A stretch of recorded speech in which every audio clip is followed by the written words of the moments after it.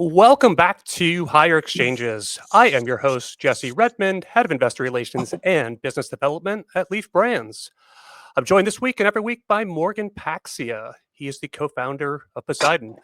Morgan, what is going on, man? What is going on? Well, first things first, I'd like to say happy birthday to the co-founder and sibling of mine, Emily Paxhia. It's her birthday today, so I hope people give her lots of love, enjoying her day. And still full work day in cannabis, but hopefully she'll have some birthday fun tonight. Yeah, I sent her a text earlier today, and I saw a few people celebrating online. So good to see her getting some good vibes thrown her way. Yeah, for sure. How are you? I'm good, man. It's been another busy week. I've been sharing some content of visiting our farm called Salisbury Canyon Ranch. Hopefully, people aren't getting sick of that. I don't know. I think I've become overly sensitive in this environment to being too promotional, and especially because I used to be an analyst and share a lot of things for free because that was kind of my job. I sometimes get self-conscious about sharing too much content about what I'm doing, but yeah, was out at the farm, super excited about it, ready to get some plants in the ground. So it's been a busy week. Just got back last night. Yeah, I mean, it doesn't get old looking at that backdrop. It's just a beautiful, beautiful place in California, and it's going to look a heck of a lot greener and more beautiful soon. Yeah, and I think that even aside from, I think the leaf angle is interesting because our business is about to change a lot because of the farm and having our own material to use for the extraction process. But for people that just love cannabis, and I hope there's a few of us still out there that love the investing angle, but also love the cannabis angle, I just love seeing something like this, a vision go into reality. Like this farm, just the Yeah. scale of it is something that I've never seen before. I mean, the ranch is 1,900 acres, which is massive. The cannabis permit is 187 acres. We have a hemp permit that's another 100 acres. But just to put this into context for people, because I think sometimes in acres we get lost, even square feet is kind of difficult. Yeah. But 187 acres is over 8 million square feet.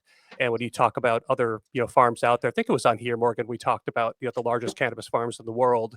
And if we do Mhm. get to the full 187, which I think will take us a couple years to scale into it, it'll be one of, if not the largest cannabis farms in the world. And still just planting 65 acres, which is about a third of the permit size, it still will be one of the largest farms in the world. So it's cool to see something happen at that scale. And it's also cool, I think, Morgan, to understand better the different types of farms and the different types of techniques you can use in cannabis.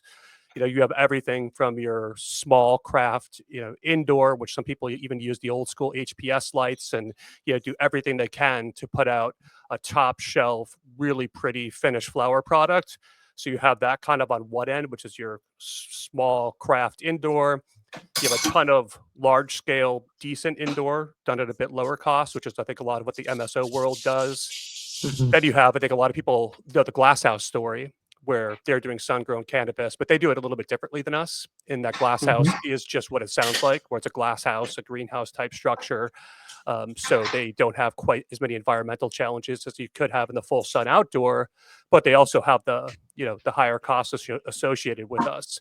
And I've never seen an operation like ours, Morgan, where we're talking about growing pounds of cannabis or something, $10 or less, somewhere in the $6 to $12 range, depending how everything shakes out. And that Mhm. compares to, I don't know, what do you think is an average cost for indoor production? In California, Period. I mean, what does it cost, do you think, to grow a pound of indoor, generally speaking? I mean, we're still. I mean, what's the best? I would say is like I hear some people try to say what like 700, but I mean it's like 8, 9, 1200, right? I mean, Yeah, I think you could get down, 5, 6, 7, in some cases. But yeah, indoor, you're going to be talking several $100s a pound. Glass yeah. house is chasing $100 a pound, which is great for the finished flower market. And here we are doing big ag style, rows like you do for, peppers, for example. And we're going to drop that all the way down to $10 a pound.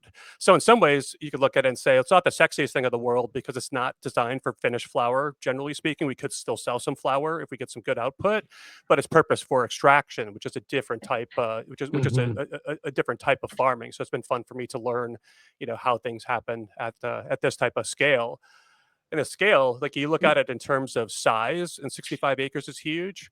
But when you look at it in terms of plant count, that's what really struck me, Morgan, is we're talking about putting hundreds of thousands of plants in the ground, maybe 700,000 or so is kind of a rough estimate, which is just hard for me to comprehend. Um, Two things. One, what I think is interesting about the content is it you're trying to show the business. You're trying to show what it actually looks like, right? And is a big fan of Warren Buffett. Trying to divorce yourself from the stock, from the business.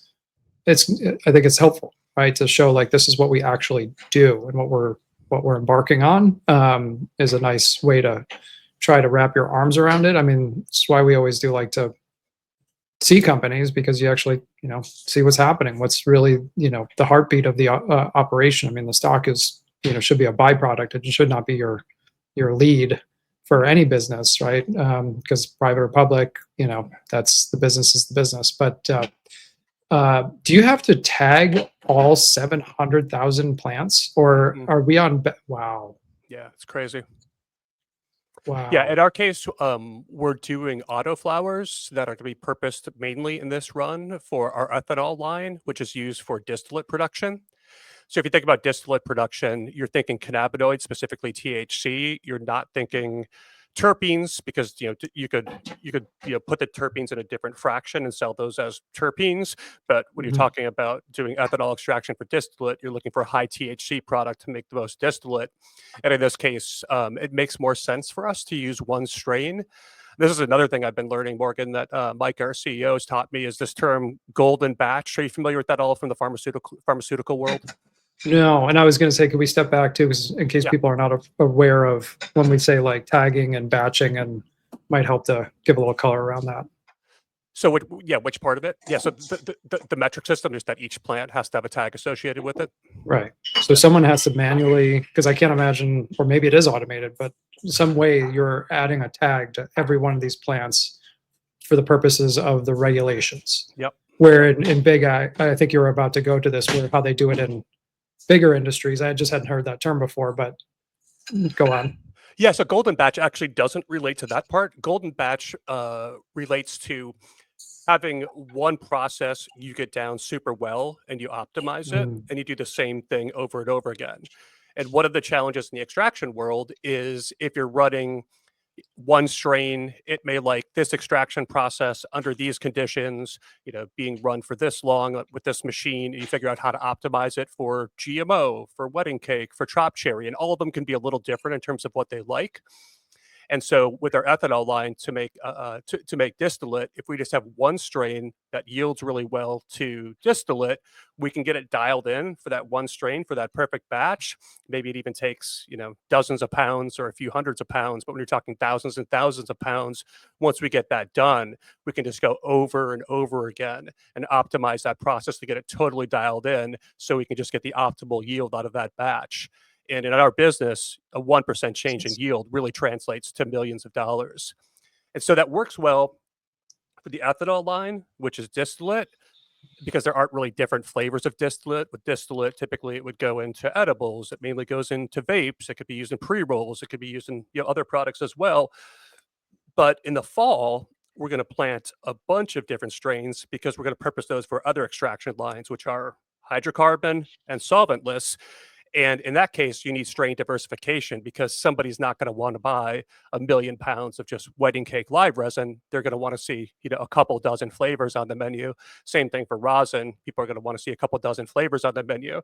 And so it's different strategies for planting, where if you're doing the ethanol line, you can just optimize it to get the most THC for the most distillate. But if you're doing the hydrocarbon line, which is like live resin is the main output from that, there's other fractions too, or the solventless line, which is for rosin, then you're actually making different flavors of things. So the trade-off there is that it's cool to have more things on the menu in these different fractions, we call them, and different flavors. But from an extraction process, it's more difficult the more strains that you add to the equation. Got it. So this first batch you mentioned I saw in one of the videos, it's an auto harvest. So, just as a quick primer, what's an auto harvest? When will you be harvesting? Because you mentioned in the fall you'll be doing another cycle. Basically, you're going to get 2 cycles in this year. Yeah, so let's just kind of walk through it. So if you're doing indoor, people will get, I don't know how many harvests it is, 4, 5, 6 harvests a year off of indoor. because the flowering time is something usually around 60 days. They'll change the room, they'll bring the next batch in, they'll start flowering. And so you can get a bunch of harvests in one room for indoor. That gives you the most harvests. In sun grown, to get multiple harvests, typically you have to do something like Glasshouse has at the greenhouse where they draw the curtains. For people that don't know, cannabis flowers, when it hits a 12-12 light cycle, that's kind of what happens in the fall. That's what tells the flowers to go for, or the plants to go from veg to flower, is a 12-12 light cycle. So if you have an indoor room, you go from 18/6 or even 24 or even 24-hour lights in veg. Then you flip them in flower to a 12-12 light cycle, and the plant says, "Oh, it's time for the fall. I need to start producing flowers," and that's how you kind of trick it into flowering. If you're in a greenhouse like Glasshouse, they can, you know, pull these automated kind of shades or drapes. It's kind of what it looks like, blackout curtains. Once Hmm. again, to get additional harvest and tell the plants, "Hey, it's fall, even though it's really spring. Time for you to start flowering." So that's the trick to get multiple harvests in sun grown. You can do that in a greenhouse by what they call pulling a tarp. Like you see those hoop houses. Sometimes you'll see a black tarp pulled over them, and that's a manual way of creating that 12-12 light cycle. So in California, it's common to get a light depth harvest maybe in June, July, if you have greenhouses, and then another harvest in the fall, which is just the natural sun-grown harvest. So when you're doing what we call outdoor, in this case, most people would do what they would call full term outdoor, which means you put plants in the ground in the spring, you let them run, they turn into huge monsters like you sometimes see in the pictures from Humboldt and other places. Then you have that big fall croptober outdoor harvest. So typically with outdoor farms, you're talking one big harvest per year. Hmm. Years ago, there was this new technology created where they made something called auto flowers. And the way these work is they're cannabis plants that no matter what, just at a certain time, are going to start flowering. So if you have a backyard and you want to do two harvests, you could do auto flowers in the spring, harvest those in July, replant some photo period plants are the typical plants, and harvest those again in the fall. What we're doing is we're putting auto flowers in at scale. I think the strain that we're using takes about 83 days once it starts to sprout from seed. It's literally just on a countdown. It's programmed into the genetics, and it's going to be ready in 83 days. So maybe about halfway through that process, it starts to flower, and you end up with material midsummer. So for us, we put them in the ground now. Sometime probably mid to late June, those will be ready to harvest. We'll go in, take those out, start to dry them, get them ready for ethanol line. Then we'll go back in and put the second planting of the photo period plants for the fall. Is this the first time LEEF has done I mean, minus the scale, but have you guys done auto flower before We to do haven't done this? so LEEF Yeah. proper hasn't done cultivation before. That Yeah. doesn't mean that our founders and people at the company haven't done large scale cultivation. Our Yeah. CEO Micah was in Humboldt growing for a couple of decades and had multiple acre plots where he was running pretty significant size. But this is the first time Leaf Brands as a company has done cultivation. Not sure if the guys did autos at all when they were in Mendocino and Humboldt, but certainly have a lot of experience growing in general. Yeah. So what is this, being able to grow at this scale, but, how do you look at it from the fundamentals of the business, Yeah. to your point, like what you can sell it for, but your costs, like how does that flow Yeah, so through? the way that it works for our business is we have a procurement team. So for people that don't know, we do large scale extraction. We're one of, if not the largest extraction company in the world. There's not really any data out there, but if you put together our three lines, the ethanol, the hydrocarbon, and the solvent list, we might be the biggest extraction company in the world. If not, we're one of them. And we have a dedicated procurement team, and we work with 200 or 300 farms across California sourcing trim for the extraction process. That's usually what you use. Sometimes for the fancier lines, you'll do some frozen flowers as well. But generally, you're out there sourcing trim. And Hmm. trim in California runs generally around $30 a pound. Call it 20 to 40 for the kind of material that we run. And so with growing our own material, we're talking conservatively somewhere around $12 a pound, maybe or 6 to 12, maybe somewhere around $10 a pound to be conservative. But dropping that input cost, not really cost of goods sold, more of an input cost from somewhere around $30 down to somewhere around $10. And so it's a massive cost savings. We're meaningfully changed the margins of the business. But also because of that golden batch concept, we think we're going to be able to boost yields by having the optimal material to run. And same thing for the fall. When we plant for the fall, there's some strains that work best for hydrocarbon, and there's some strains that work best for rosin, and there's some strains that work best for distillate. Rosin is especially fussy, where you can take two plants and one will yield literally 5 times more than the other because of the way it Mhm. performs during that extraction process. So there's a few benefits. I mean, strictly on the input cost side, getting from $30 to hopefully $10 or less is a massive change. But then also along with that, we think we'll improve the quality and get better yields out of it. So it gets to be a bit of a double whammy. If you're an investor looking at this, I would expect to see this start to show up in the third quarter, and so we'll Right. harvest the material in June. Maybe we have to hang dry it, let it cure a little bit, and then we'll start incorporating it into our extraction process. So in the third quarter, we'll be adding some of our own material. Fourth quarter, be adding more of our material. Early next year, adding more of the fall harvest material, and then do another planting like we're doing now, and it just will kind of continue to build on itself. But the real key benefits for an investor are the lower input costs, the higher yields, the greater control of the supply chain. And one last thing that I personally find interesting is we talk a lot about how California has an oversupply of flower, but California is an undersupply of clean trim. And the reason for that is a lot of the material that passes for pesticides in California for flower will not pass as extracts, because with extraction, you're not only increasing concentrating the THC, the cannabinoids, the terpenes, you're also concentrating any pesticides. So this farm over here may even not be spraying anything bad themselves, but they're getting drift from the raspberries, the blueberries, the strawberries, the agricultural stuff. And that could Mhm. blow over to their farm. So the cannabis people aren't even the bad actors. And it could still pass for flower, but then you concentrate it into an extract and you're like, oh man, this material doesn't, work for extraction.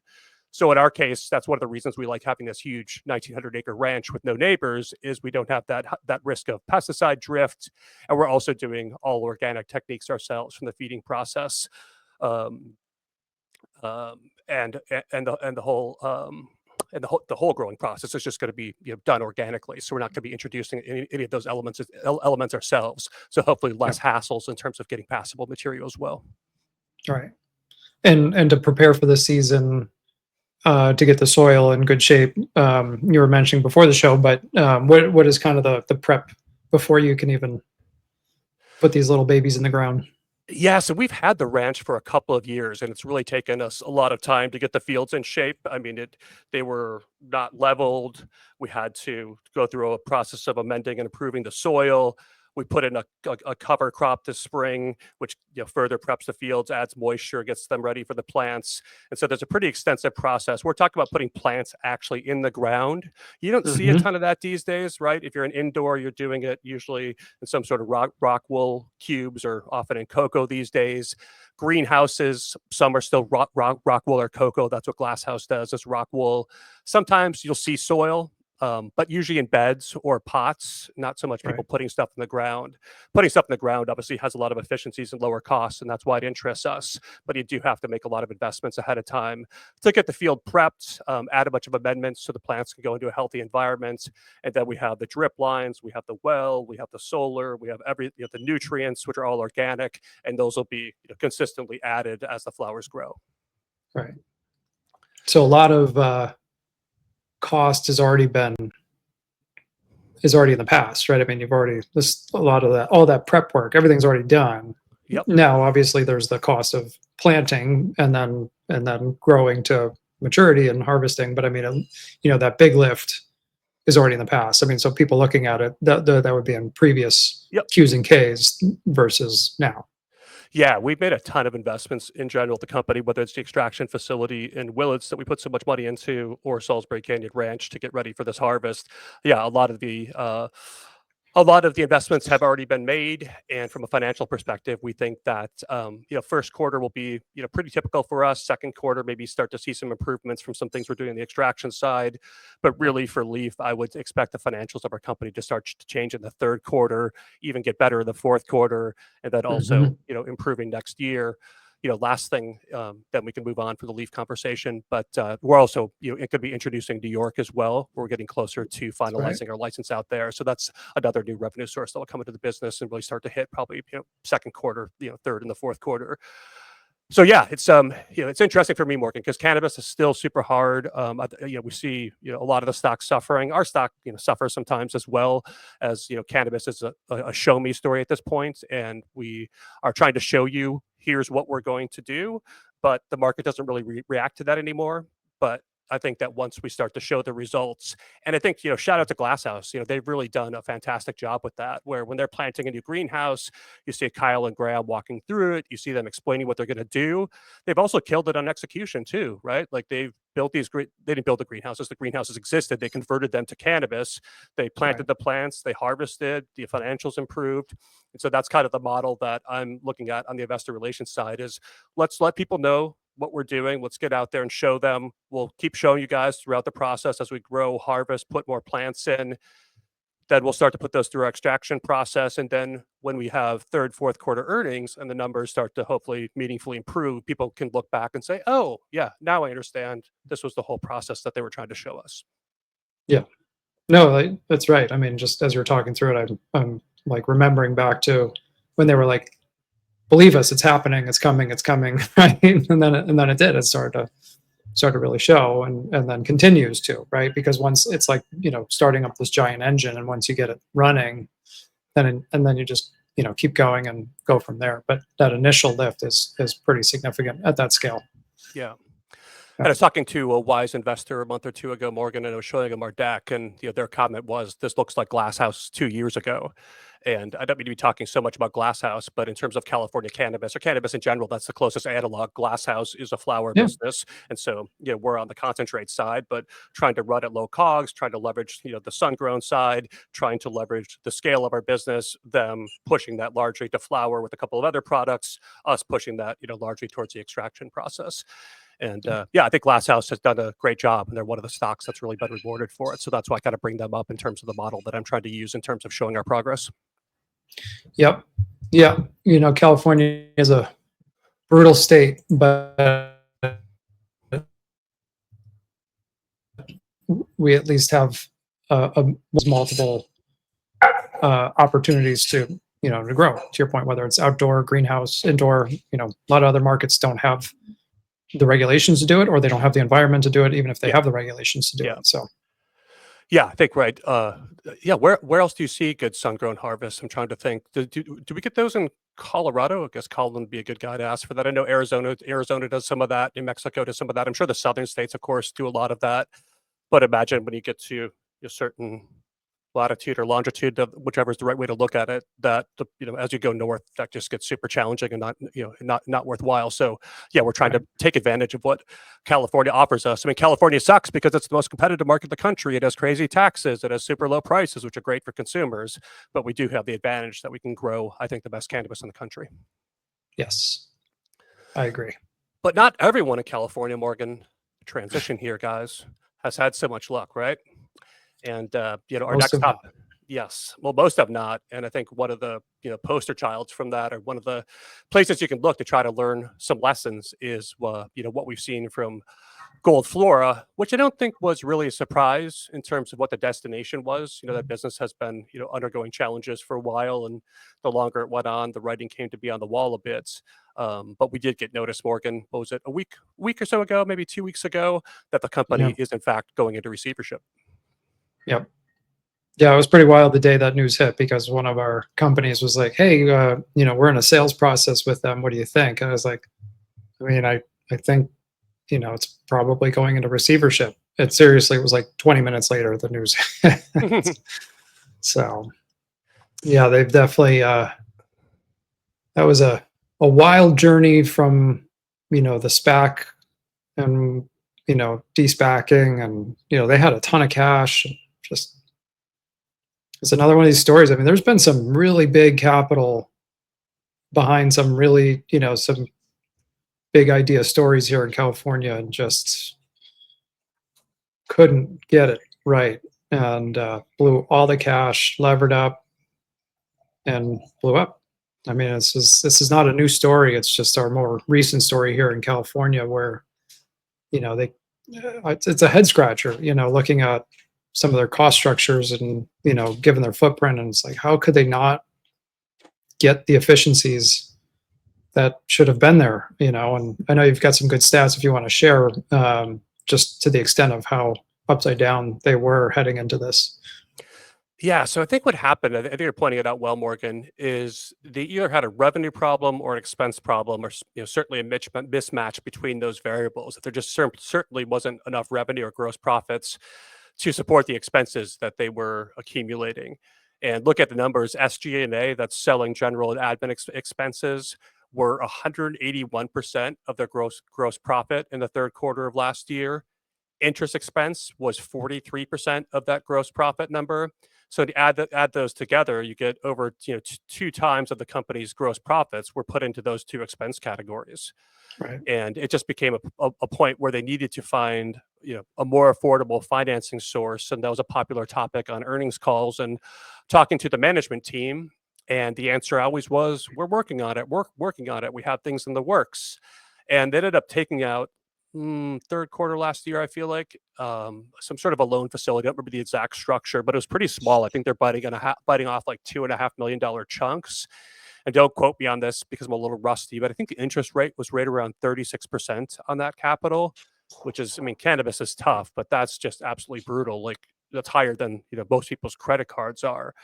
Yeah. And so that gave you an indication that any money there was going to be super punitive. And what management said was, again, we're working on something that's going to be larger and more affordable. And they wanted to do more expansion. They have that big cultivation facility, which I went out and visited in Palm Desert, in the Palm Springs area. Black Lion Farms, which is their cultivation, is there. They had extraction business there, really nice. They had distribution set up there. Again, beautiful facility they had built out. And behind it, they wanted to expand further to get more scale on that indoor cultivation.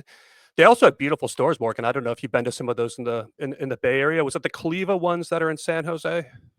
Yeah. Oh yeah. That was Yeah. a banner store for quite a while.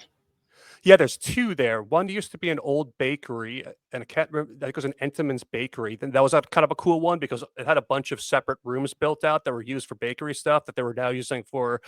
They had a grow there and the Right. dispensary, which was kind of cool. Then there was the one closer to the airport, which I think had an aviation type name, which is escaping me right now. But yeah, they had beautiful stores. What They had was one that? in Santa Barbara called Coastal, which is a real pretty store. And so they'd really built out this really nice business where you had the large scale cultivation, the extraction, the manufacturing, the distribution all set up.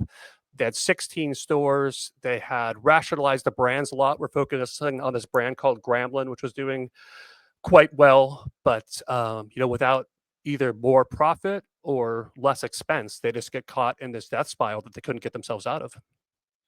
Yeah, I did go. So my wife and I actually went to the bakery Caliva on when California opened for adult use. That was the day that they opened because they were able to open right away, and so we were there.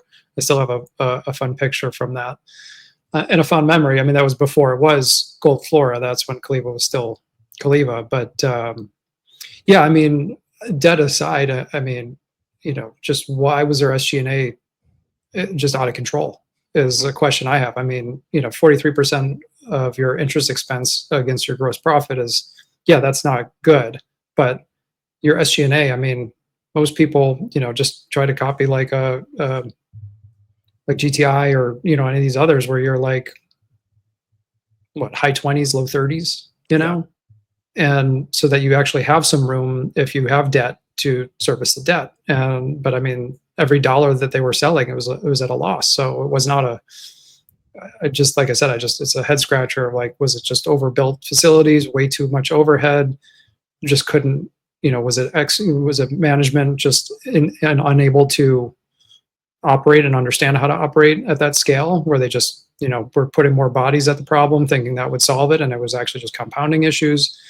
But again, it's just unfortunate because, like I said, we've seen the story. I mean, Harborside is still operating, or whatever it's called, State House, still operating in receivership, but so the stores are still open. Like, there's stores in San Francisco, they're still open and they're still stocking shelves. I don't understand, what's going to happen with these stores, because are they paying vendors? I mean, who are they paying? Like, who's going to do business with them knowing that they're in receivership? I don't understand.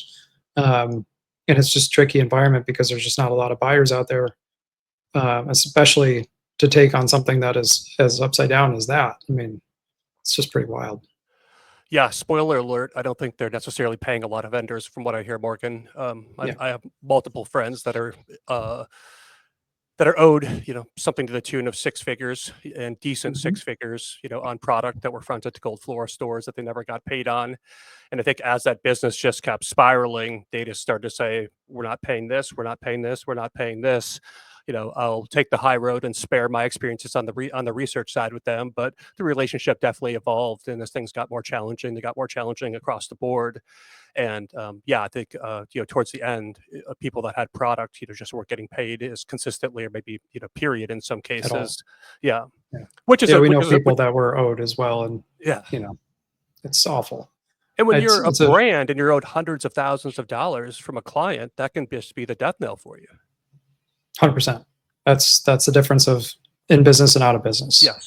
It's like these tariffs right now. It's like people just can't not be able to accept their goods, and they certainly can't be accepting the goods and paying 100% or 100, in this case 145% more than what they were thinking they were going to pay. Like, you just can't. Like, it just kills the cash conversion cycle, kills profitability, it kills businesses.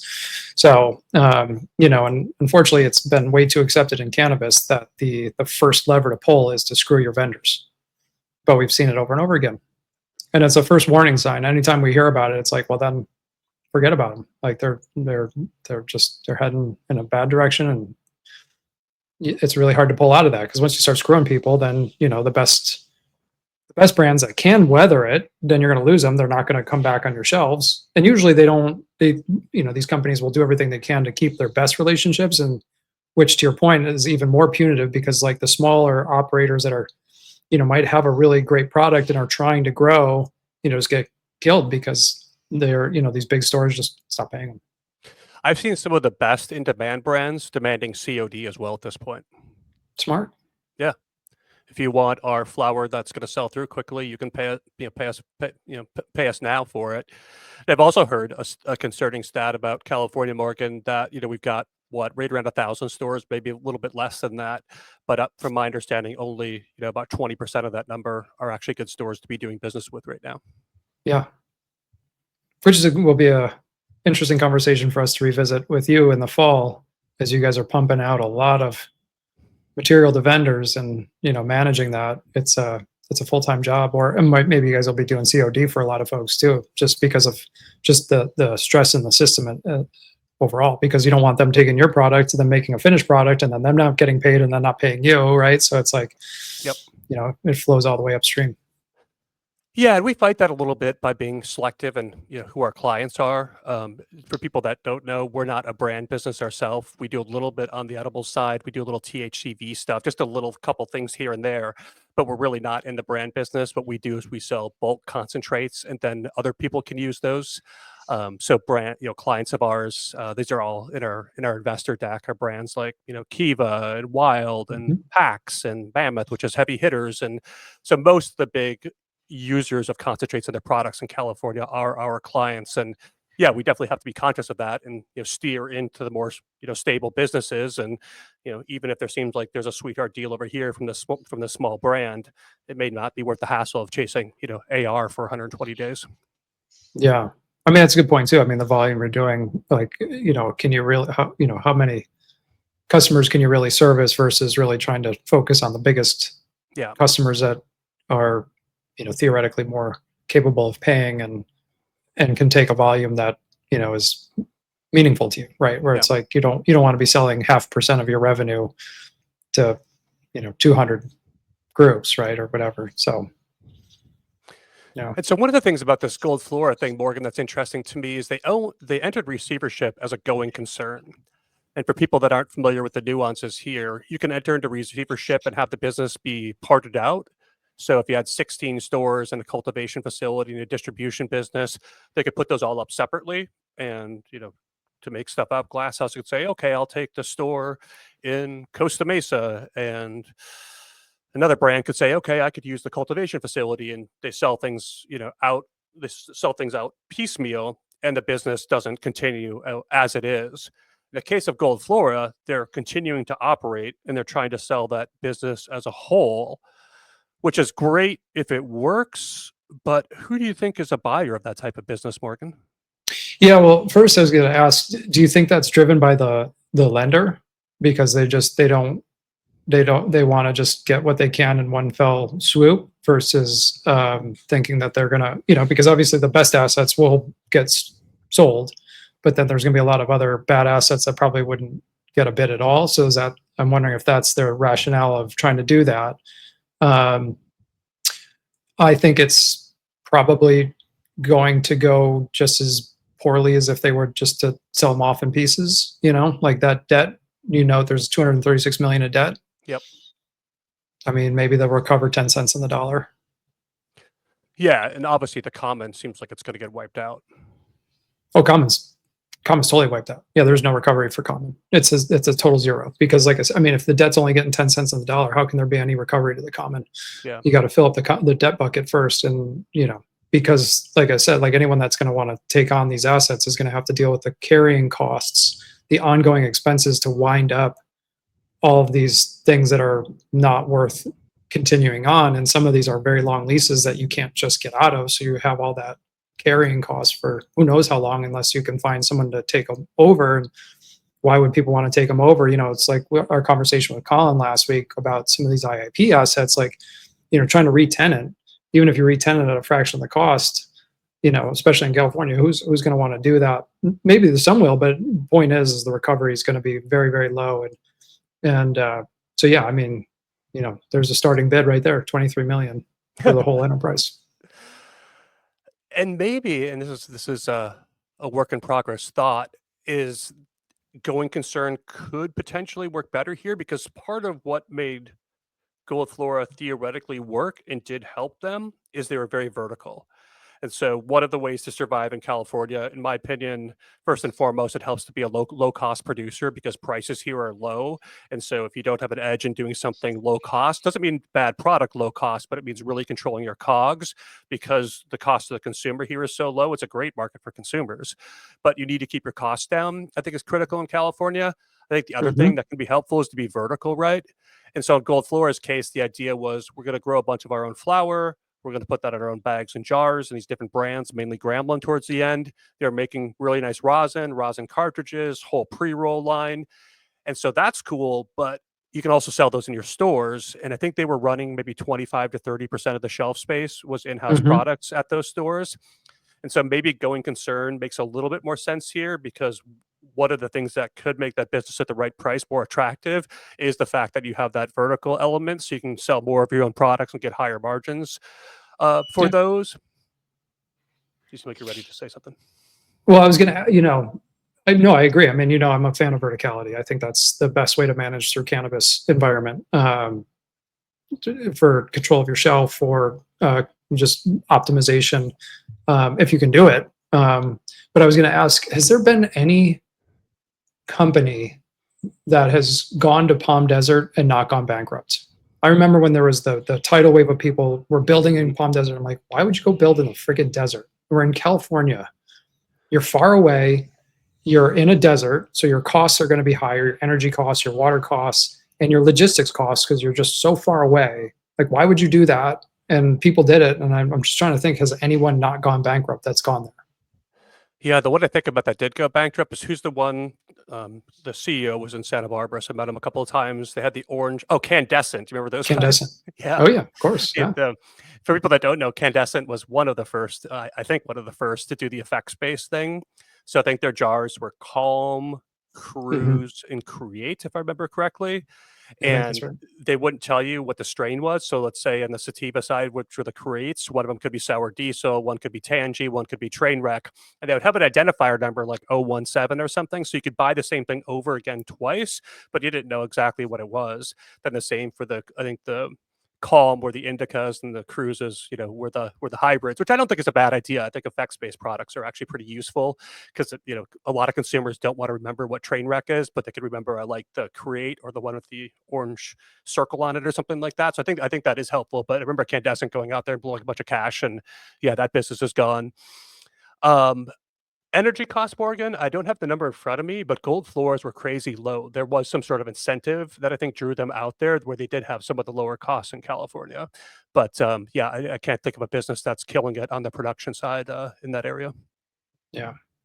Yeah, I mean, clearly those costs were not showing up in the business, so those Yeah. the energy cost savings, so it's like anyway, yeah, so well, we'll have to see what happens. To your point, I don't know who's gonna bid on those assets. I don't know how amenable the debt is going to be to take pennies on the dollar, or if they're just gonna hold out. Who knows? I mean, it's a tricky time to be, trying to hold a high price, versus just, clearing the assets and moving on, um, for what you can. But again, like who's going to want to come in here other than maybe another California group that is very aware of and familiar with managing in this environment. Um, but there's, the other challenge is like, how you structure it so that you don't have any litigation liability and making sure that you're well shielded from that, because the amount of shareholder issues that could come as a result of this, and especially some of the original folks that tend to be quite litigious, might be trying to come for a shakedown, and that scares bidders. Mhm. So it's tricky. I mean, I think some of the retail, if they ultimately had to go from a going concern to just liquidation, and some of the retail could get repositioned. I think there are certainly people that would want some of those retail stores, Catalyst or Embark, or whoever that has a big emphasis on retail, would certainly look at some of those assets and be able to do something with them profitably, and keep those stores. I mean, the thing that concerns me is, some places, obviously, some municipalities are oversaturated, so it's probably better for some of these stores to go away for the remaining group to capture more of that. But in some of these townships, or again, municipalities in California, if you just lose some of the retail that's there, what does that mean for the consumer? What is their choice Mhm. from there? Yeah, So and yeah, do we see this start out as going concern, and then if that drags on long enough that they do have to part it out separately? I wouldn't be surprised if that's the process that we ultimately end up with here. Is this just the second one in California, Morgan, that's gone into receivership? There's State House now, Gold Flora. Am I missing one?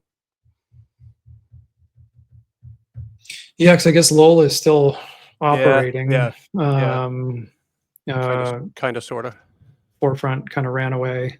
Um, uh, uh, A lot of the other MSOs left California. Cresco used to have some stuff in yeah. Carpinteria, which isn't too far from where I am, just about 20 minutes north of Santa Barbara. They used to have some stuff there. I think Leaf was in California for a while. Oh, Jushi is still here because I know they have the Beyond Oh yeah. Hello store in Santa Barbara. I don't think they have any cultivation. I think they just have 3 stores here.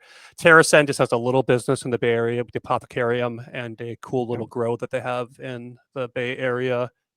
But Yeah. yeah, I mean, California's got Flocana was the one that had raised 100 million and blew it all and gone. Um, Herbal, I know they were a distributor, but that was a big hit when they left, or when they went bankrupt. yeah. Kindesen, is to your point, they went bankrupt. But to your point of like public companies, I think those, yeah, it'd be State House and Yeah. Gold Flora. Yeah. Well, why don't we wrap the California conversation there? I think it's somewhat a morbid conversation, but I think it's also instructional.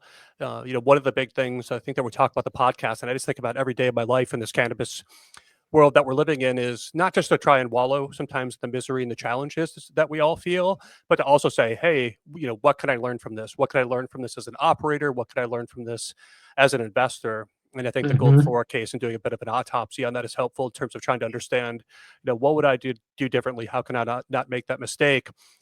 And I wish it were just confined to California, but it seems to be, really across the industry. A lot of head scratching in the environment about what I am calling the 2025 problem. And I call it the 2025 problem because things can shift pretty quickly, and maybe the 2025 problem even resolves itself. The 2025 problem may not necessarily carry over into a 2026 problem. But we got ourselves into a bit of this pickle, and I was reflecting the other day, maybe it was a year or so ago. We had that period of such optimism, Morgan, where this is when we were doing the podcast with our very optimistic at the time friend Toby, and we were looking at a series of catalysts, and we're looking at rescheduling on the horizon, which we thought, with varying degrees of confidence, could have happened, potentially, sometime late last year, or, in the first quarter or two of this year. We're looking at Florida, which I think all of us felt really good about. You think back to those conversations with Hirsch, and shout out Hirsch, we'll have you back on soon, and the good Yeah. work that he was doing on Florida in terms of putting the polls together and analyzing the political climate. And there wasn't anybody that was vocal saying, I don't think Florida's going to pass. I don't think we all felt it was in the bag, but I think we felt it was way more more likely than not. I think I came out and said 80% at one point because all the polls were showing that. Right. And then we had Pennsylvania, which we thought, could have gotten approved last year and could have started sales this year. And we looked at 2025 and we said, this is the year we've been waiting for. We get the political progress, we get the rescheduling, we get the big unlock in Florida and Pennsylvania, another large state, and we're going to see this series of hard to time political catalysts, the biggest one possible, with 280E removal, with rescheduling. We thought that was very likely to be happening. And then on that state-led growth story side, Florida was the biggest opportunity we've had in years and will have for years. And Pennsylvania, another, like I said, population-wise, a huge state, and a state that's flush with MSOs and public companies as well. So we thought with those pieces of the puzzle coming together, we're going to get the value unlock from the 280E removal.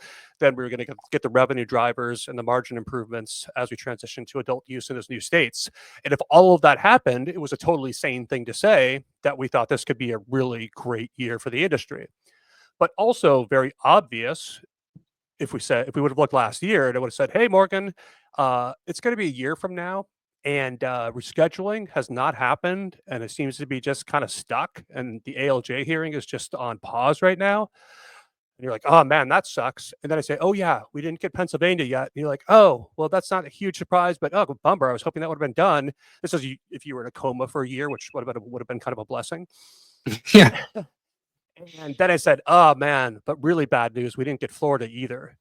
And then you said, well, shit, man, what happened to stocks? And you'd look and you'd say, this reaction is not totally surprising because the three things we were looking at to really drive value in 2025, none of those things happened. And along with that is that the investor base just wanes. Like last year, we still had pretty decent at times retail participation. But the real thing we were talking about was, the institutions are looking, which was totally true. Like I've never made a single thing up about conversations I had with institutions. They were circling the space and saying, well, if we get Florida to drive the revenue and we remove 280E and maybe the political climate improves and plug your ears, safe banking could happen, or other progress, those institutions were really looking at it. But when we didn't get Florida and nothing happens on rescheduling, those conversations are dead. And you've just seen this drain where it doesn't always seem like vicious selling in the names, although that does happen periodically, but it just feels like it just feels like a buyer strike. And, for a while, it was the Florida names getting crushed, right? Like I don't know what air is down since the Florida vote, but 80, 90%, TrueLeaf has gotten, smashed as well. MSOS has gotten smashed because it's heavy in those top 5 names. Even GTI, best in class, in my opinion, has, not been spared the way that it would be in a rational market. And then you had, some names hanging on. The Glass House has held on pretty well because they have this separate series of catalysts in the California market, expanding the greenhouses, taking on more retail, and really executing their vision. So that stock's been an outperformer in terms of the stock performance, but it's also outperformed as a company. And that's kind of a darling that held on. But over the past few weeks, Morgan, we've even seen, a name like Grown Rogue, which is very beloved and, one of, if not the best performing stocks, show a little bit of a chink in its armor with a soft fourth quarter. And suddenly that name's down, 50-55% over the last few weeks here. So we're in this environment where it feels like nothing is being spared. We feel like we're deep in that Gartner hype cycle trough of disillusionment, and where I get left scratching my head at the industry at large, and there's pockets of opportunity for sure, like cool things are happening in New York. I'm excited about our opportunities in California and in New York. Grown Rogue's been kicked around a little bit the last couple of weeks here, but they're, opening in New Jersey. And we could go through all these different businesses that have some pretty cool individual company things going on. But there's this huge industry overhang where it feels like to really rally investor participation and interest, we need some sort of catalyst. And I'm left scratching my head at times, Morgan, to say, what's going to make this stop? How is this going to change? Yeah. Yeah. I mean, and now add in the macro layer that we're now in a world of, risk premium going up vis-a-vis stock prices going down off of very high levels. Now you have like just the S&P, just talking about that for a second, earnings per share guidance or expectations for 25 was what, like 280 or more. Now you're starting to see those numbers come down 250. Are we going to see 230? So they're starting to feel the cycle that we've been in where, you're chasing, your multiple is coming down as your E is coming down. And so it's just like this huge reset. So we have this macro pressure. I mean, you look at just even the Russell 2000, it's, was it down like 30% or something or more? Has gone nowhere now for 3-4 years. So, we have this overhang where there's just, risk off, at least in, the environment we're talking about right now. And we're, a very sensitive beta where we get all the downside and we have not had much of the upside. So, yeah. And, I remember just a few years ago, people were talking about the re-rating potential, of like, oh, we do this deal and we're going to re-rate, we'll re-rate. And it's like, no, you still got to, and one of these companies is now bankrupt that we were talking about before, where, this promise of re-rating was just, vaporware because they didn't build a good business. I mean, so it's like the idea of, to your point of like, there's no way we don't know when things are going to happen. And I do appreciate some of these operators are finally just like, we're just done with trying to guess that. I know some people still get sucked into it and want to, weigh in when they can, but what can you do is focus on the customer and focus on your costs, make good products and take care of your customers and do so in a profitable way. And when the environment changes, you'll be here for it. But those that keep, literally banking their business on potential change is what keeps them in this cycle of going bankrupt, because they're, you get it wrong and that's it, right? You can't just keep like saying, oh, if we can only make it till, we can make it till September, we can make it till this, right? I mean, I remember when we were talking about this whole rescheduling thing last year. I mean, so much of the idea or my want for it to happen was that in the absence of it happening, if we go back to some of those earlier shows, I was just saying like how if we don't get it, it's just going to mean a lot of companies are toast, and here we are. So, the only way to win investors back is to show them it's a good business to be wanting to own, independent of the sector. It just has to be a good business. To your point, I mean, we do know some of the institutional folks in Glasshouse, and that was one of their reasons for it, is because it was like they were looking at it from a fundamental perspective, and they were showing, pretty reasonable consecutive annual growth, because they do have a seasonality effect where, some quarters, quarter over quarter doesn't look good, and they're very clear about that. But to your point, like even they haven't been spared, right? I mean, at Investor Day, they were really like $10, and here we are today at like $4. Yeah. So, I mean, they've even, it's been tricky for them. And I know there's some specific things that are contributing to that, but I mean, it was very highly valued then. It's still highly valued now, but to your point, it's probably still outperformed over the last 2-3 years relative to the industry cohort. Yeah, down 50% in the last year, but if you zoom out 2 years, it's up 50% over the last 2 years, which is probably one of the better numbers out there. And I wonder if it's got hammered a little bit because Investor Day, especially, so I went to 2 Investor Days. I went to the retail Investor Day, or the one that's open to everybody, not necessarily just retail, but the general Investor Day. Then they had the analyst and institutional Investor Day, which is the one you came out for, Morgan. And that was, I feel like, where people were getting more hyped up on the idea of the Farm Bill flower, Graham was calling it, and the THCA flower. And I feel like that gave people a bit more optimism in the near term. But, I didn't bring that up in terms of the challenges that we have, but the Farm Bill and that THCA loophole is another thing, weighing on the industry at large. Yeah, I mean, just today, Florida's back with, trying to ban it, and it's through the Senate and it's over to the House. Where they finally have said enough is enough with selling to kids and selling untested product, and their choice is to ban it. They're going to carve out alcohol. Let's see if it's or beverage. See Beverage, if yeah. it survives and makes it all the way to DeSantis's desk. This isn't the first time this has happened in Florida, actually, and DeSantis vetoed it last time because he was paid off to do so, and we'll see if he'll do that again. But it does seem more bipartisan this time because people are rightfully concerned. I mean, my position, I don't agree with banning. I agree with regulation and, utilizing proper infrastructure that can handle it. And we have this whole legal scheme to do it. But so to your point, let me just pause you there, Morgan. I think that bans could make some sense on the THCA side, especially if there's untested products and no ID checks. Like, that's not the system that we want. But a ban on this intoxicating hemp stuff pairs so much better if you have a state legal adult use cannabis program, because then you can shift the Mhm. revenue over to that. If you take something like a Texas, which has, essentially, they have a small medical program. Florida has a looser medical program, which is, fairly large and well run. But in the case of like a Texas, if they ban the intoxicating hemp program, you have a huge enforcement problem. So we'll see how that goes. And number two is, this is not like the people are just going to say, "Oh man, that stuff's gone. Well, I'm done smoking weed." It's like, no, they're just going to go to the black market and get the weed from there, which is probably fairly similar product at the end of the day, but it's less, not taxed, not regulated. And so it's not a great solution. And in the case of Florida, if they do the ban, you can in Florida, the medical program is loose enough where pretty much anyone can get a medical card, kind of like California was.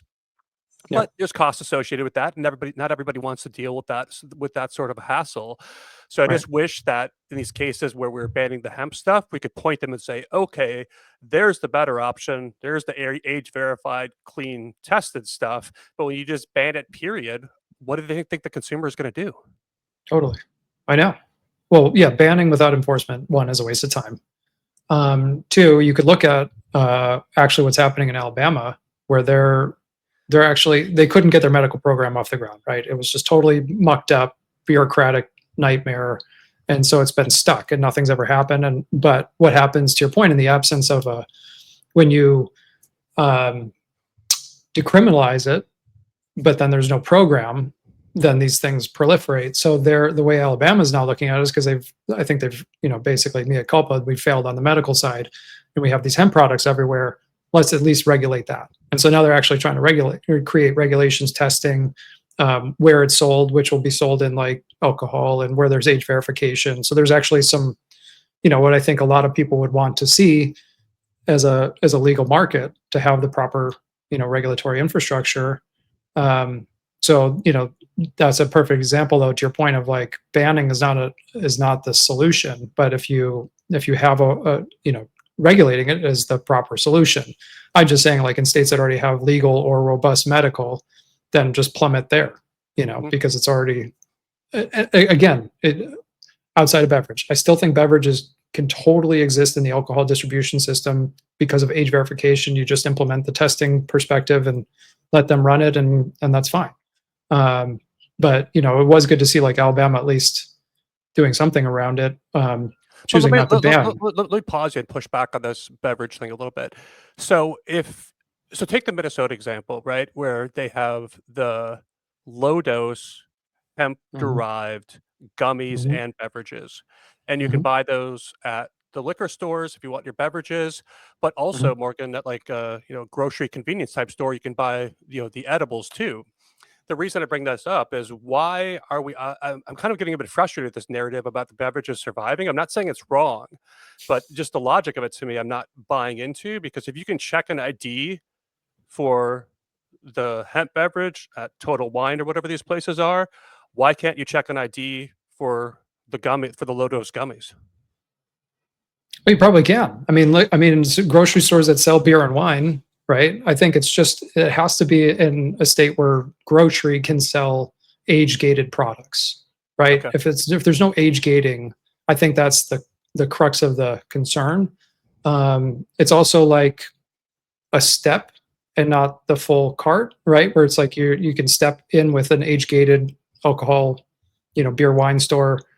As you get comfortable around it, as you see products are being clean, properly, complying, then you can expand from there. But at least you're trying to create some kind of funnel to understand what's actually happening in the market versus just outright going to zero or pretending it's going to zero. Yeah. Like Arizona is actually going full ban, and that goes into effect. I think it's in like 2 weeks. So they're going to try to ban it completely. Even beverage, there's not going to be beverage either. So basically, It can be like California. like California, yeah. Yeah. And I was talking with some folks there yesterday about it, and I was like, "So what's the enforcement plan?" And they're like, "It's a good question." Are they still allowing CBD? Is it anything actually below 0.3 total THC? I didn't ask, so I'm not Okay. sure. I think it's intoxicating. So, but I think people can cheat with that and call it CBD. Yeah. So I don't know. I don't know Yeah. like what point they set it up for Arizona. And one thing that I did ask too, though, was like, well, what about D2C? And they said, there's nothing we can do about that. So even if they can effectively take it out of all the smoke shops, people can still have it delivered to their homes in Arizona. And I don't think people are realizing just how much that happens. I mean, we live an Amazon life. We're used to packages just coming to our home. You go on, click your buy, and it shows up at your door, and you don't have to deal with it anyway. So, have you seen any numbers for these companies? How much of their revenue typically is D2C versus retail?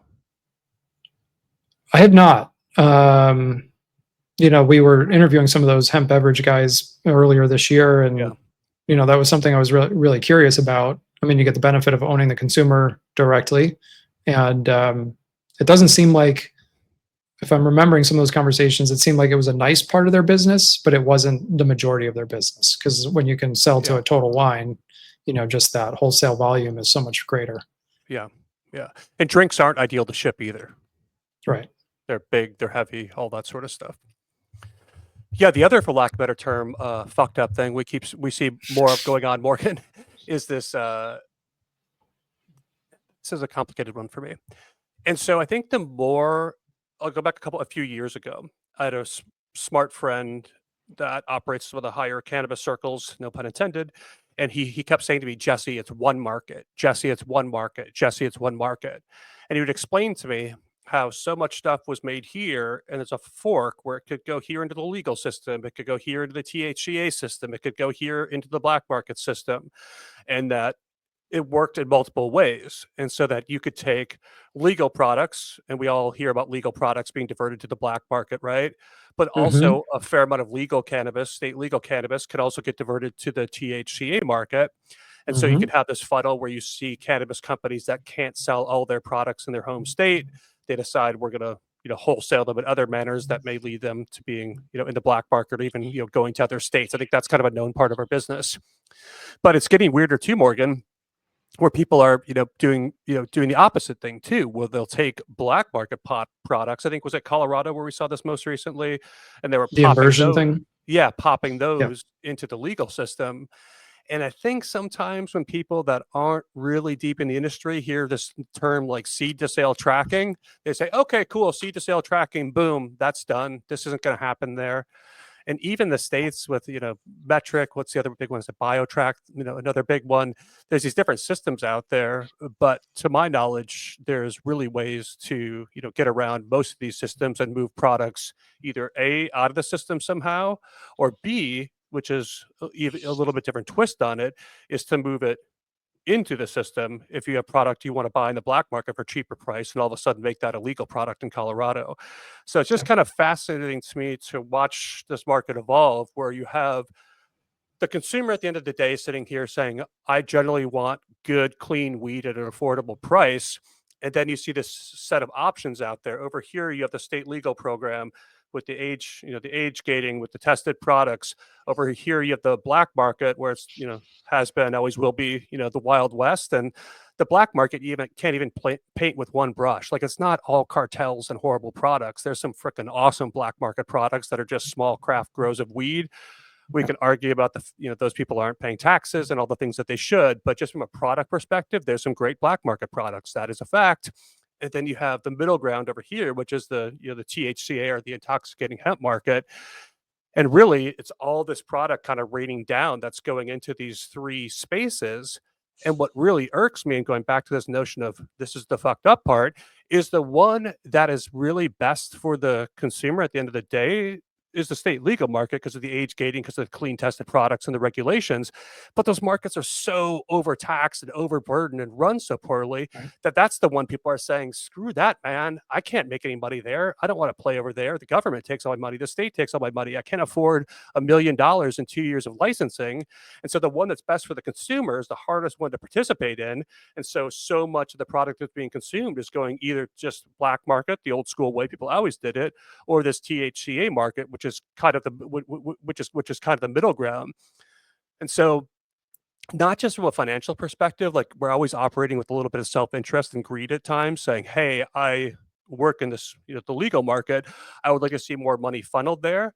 But really, just at the end of the day, guys, we're still building an industry, and I still care a lot about, like, what happens with the cannabis industry over time. Like, I'm here because I want to make money, of course, but I'm also here because of the way I've seen it's changed people's lives, and I want more people to have access to the best products. And I wish we would create a system where the incentive was to go into the legal market, the clean tested age gated part, and put the best products all over here, as opposed to creating a system that sometimes, guys, really forces people. I can't tell you, as I hit my microphone, I can't tell you how many people I know that are great farmers, great people, absolutely love the plants and make fantastic products, but they look at the California market and say, there's no way I can do that because I don't have $1 million. I don't have 2 years to waste. And even if I got into it, it's taxed to death and I can't make any money. You took the word right out of my mouth. I was going to say it's the incentive issue. There's no fear to operate illicitly. There's no fear to divert. There's no fear of inversion. I know New York is actually investigating a couple of companies that might be found guilty of inversion. We'll see. They're innocent until proven guilty. But, that they were being so excessive about taking these California products, all of a sudden they would show up. And, there's also this tax issue, which is why these states are catching on to it. That's like what's going on in Colorado too, where they're like, wait a minute, you're marking that this product came in, you paid this, even though you probably paid this. And so it's like tax evasion in another way. And the states are recognizing that. But yeah, I mean, if you're a legal group that's paying all these fees and doing all this stuff and you see no enforcement, and you're seeing all these other companies cutting around you and doing just fine, that's a bad incentive. That's a total lack or mismatch of incentive that's resulting on all of this.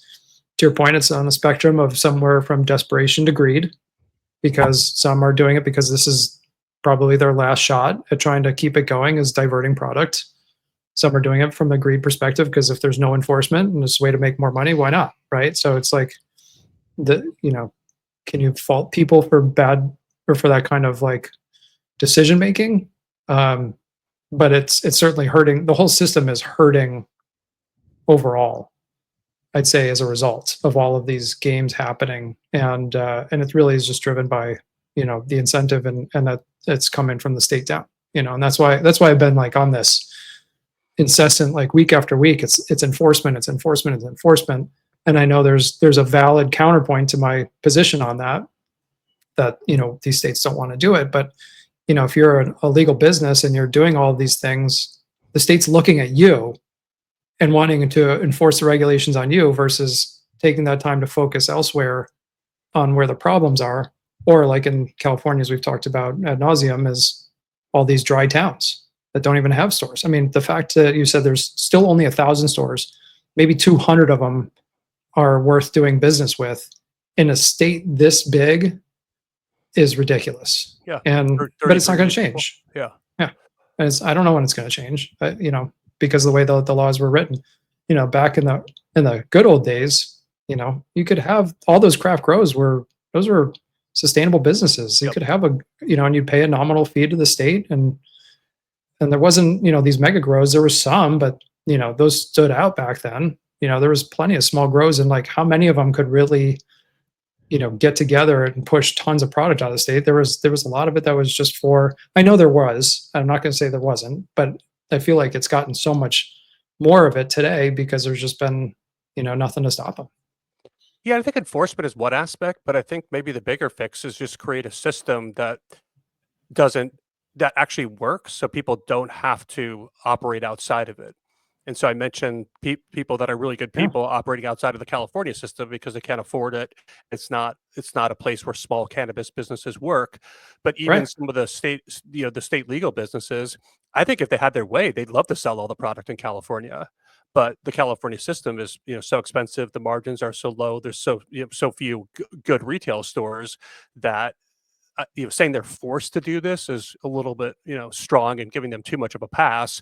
But I think that enforcement is one part, but I think enforcement exists because you have a system that's pushing people over here and you're just going to play whack-a-mole.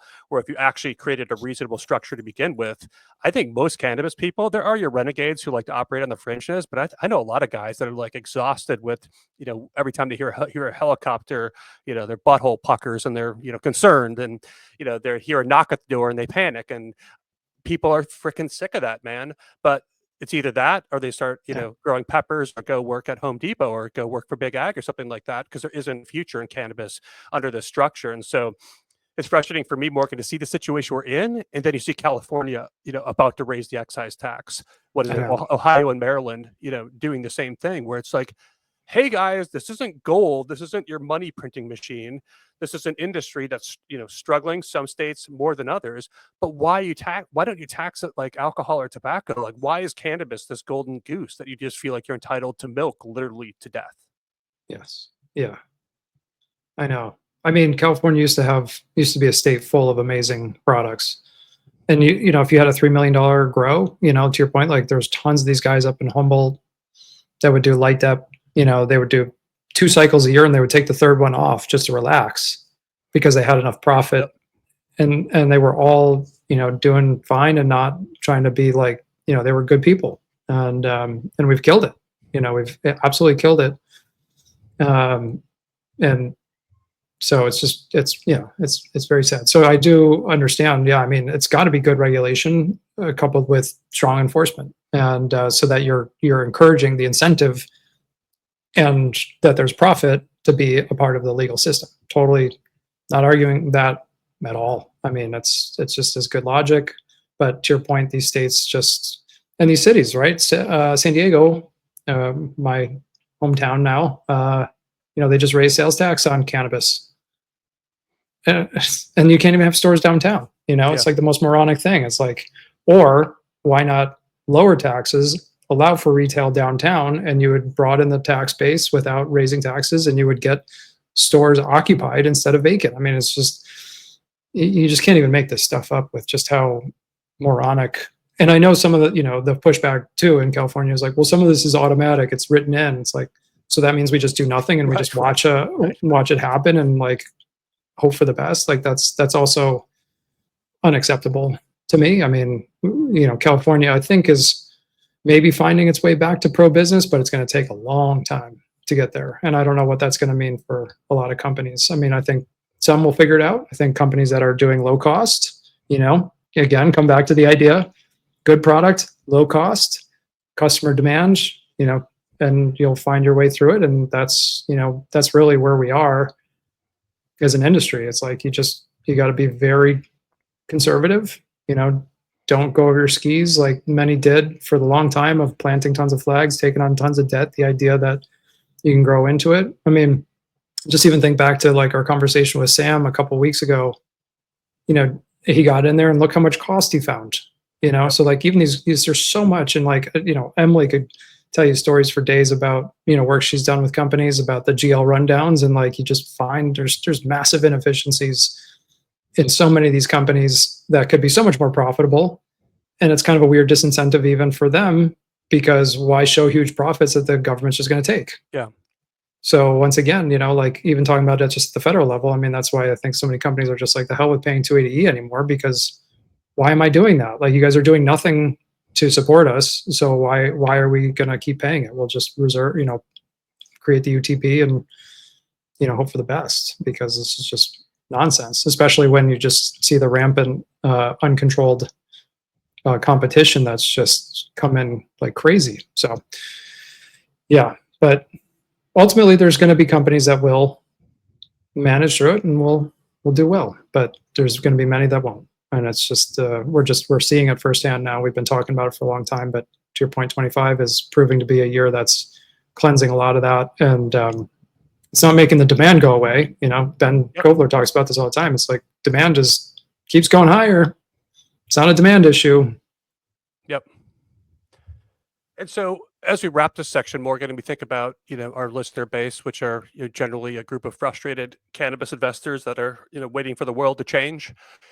What changes do you think we're looking for in order to, turn this ship around at the macro level? Like, I think we'll continue to see companies execute and be rewarded. I think there's selectively still some great opportunities, and really some great opportunities because the baby's being thrown out with the bathwater, right? Like, we're painting this brush with saying everything sucks, where it's like, hey guys, well, a lot of it sucks, but there's actually a pocket of pretty interesting stories over here.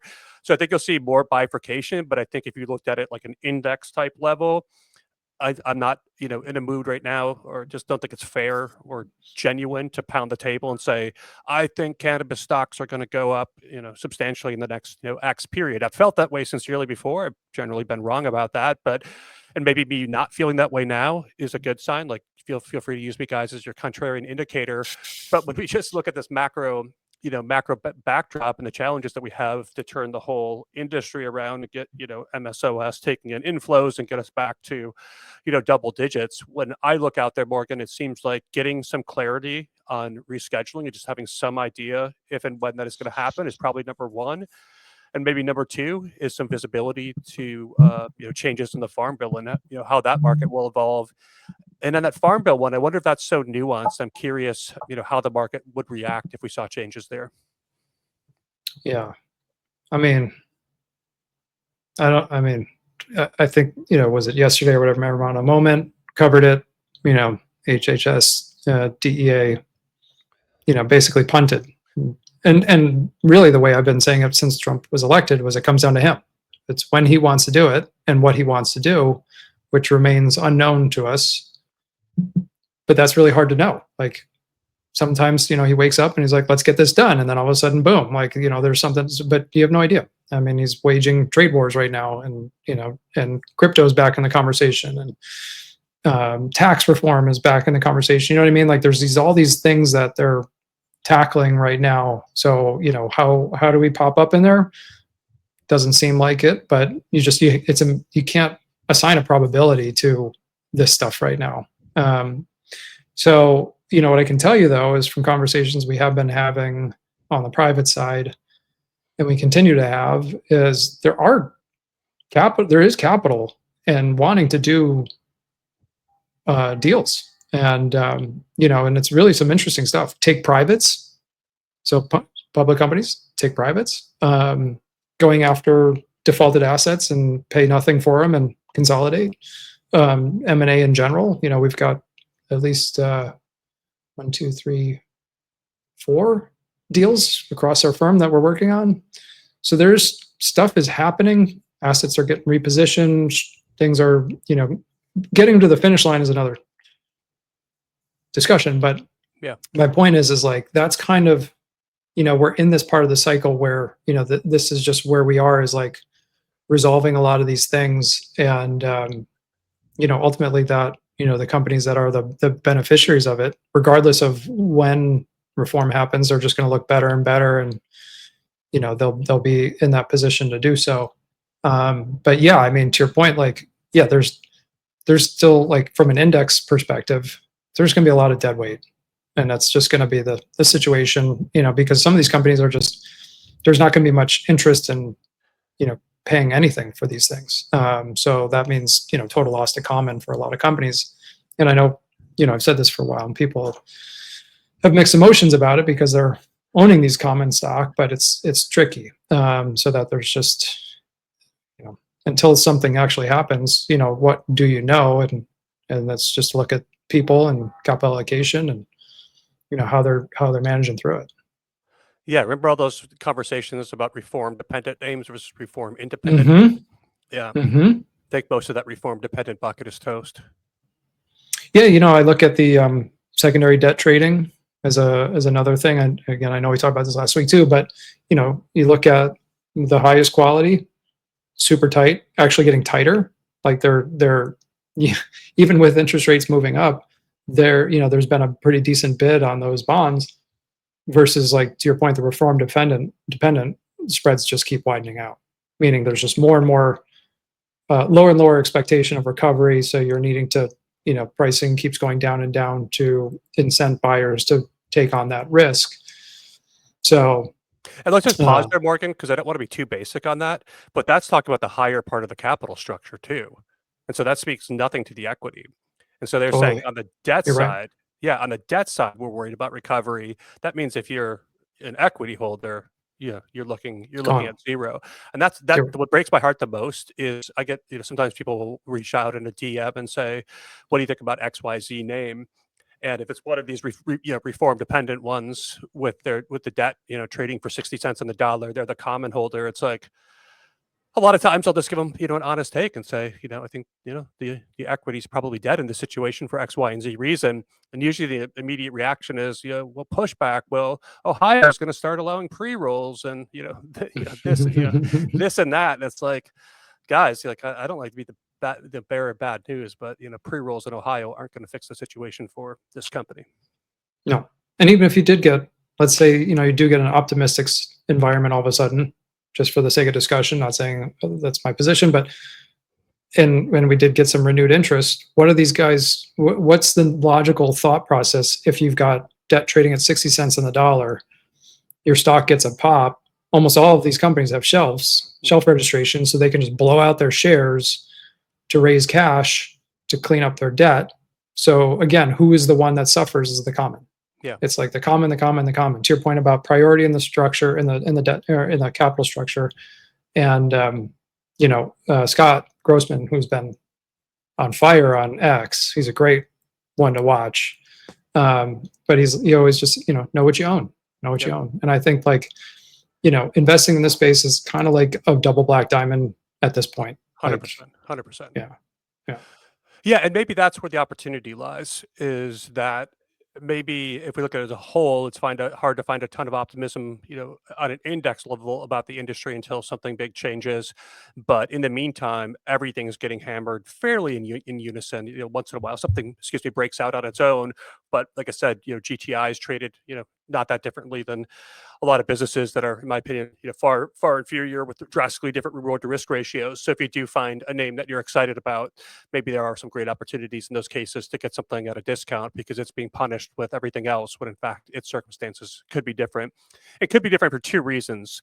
One could be the capital structure, which Sammy does a great job talking about that with C21 about they were kind of a boring business at one point, right? Didn't have a lot of revenue growth, but sure did have a great balance sheet. And now they've been able to flip that script a little bit, still have the solid balance sheet. Now they're growing a little bit. So there could be opportunities in businesses with strong balance sheets that can do interesting things during this period.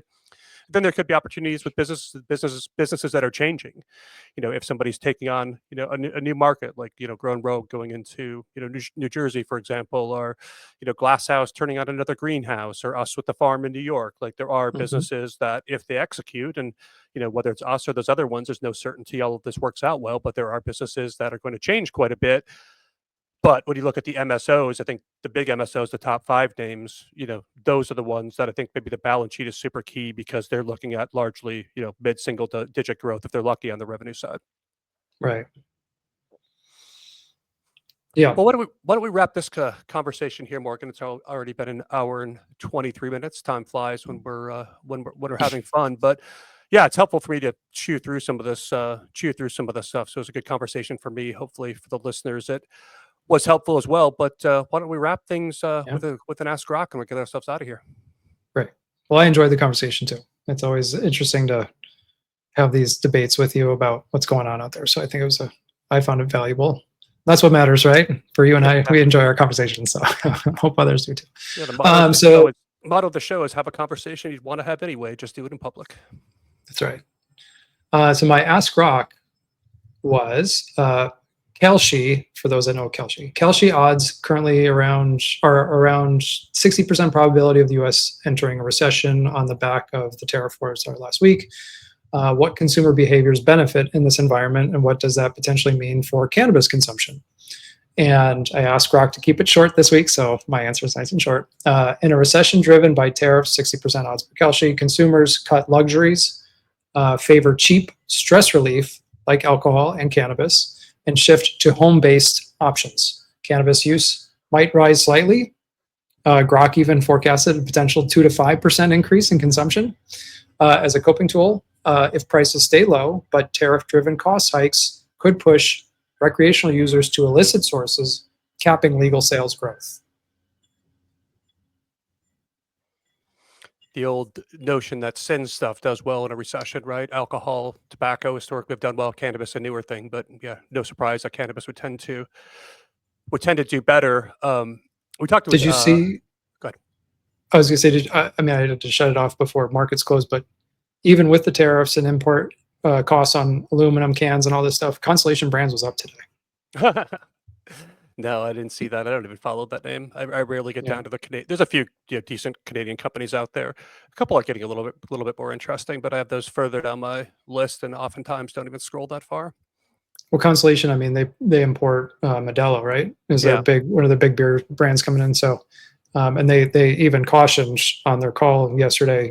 We're pretty cautious about tariff impacts, but I think the consumption idea, to your point, like the growth. So.